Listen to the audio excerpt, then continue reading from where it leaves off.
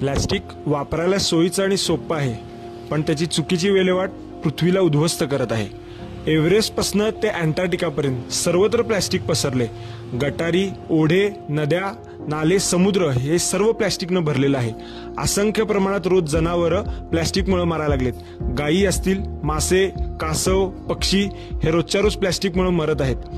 एकदा टाकलेलं प्लास्टिक हजारो वर्ष पृथ्वीवर तसंच पडून राहते आणि ते नुसतंच पडून राहत नाही, तर त्याचा बारीक भुगा व्हायला लागलाय आणि ते आपल्या हवेतून, पाण्यातून, अन्नातून आपल्या माणसाच्या शरीरात जायला लागले. हे सगळं थांबवायचं कसं? प्रत्येक शनिवार प्लास्टिकचा वार. सांगली मिरज कुपवाड महानगरपालिका आणि पृथ्वी झिरो वेस्ट फाउंडेशन तर्फे एक नवीन पायलट प्रोजेक्ट.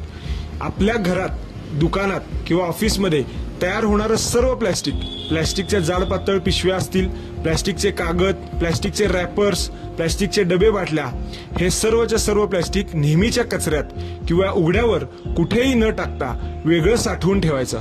हे साठवलेलं प्लास्टिक प्रत्येक शनिवारी घंटागाडी जी आपल्या दारावर येईल त्याच्यामध्ये वेगळं गोळा केलं जाईल. हे सर्वच्या सर्व प्लास्टिक आमच्या संस्थेकडनं 100% रिसायकल केलं जाईल, जेणेकरून पुढच्या पिढीसाठी आणि निसर्गासाठी ह्याचा कुठलाच धोका शिल्लक राहणार नाही.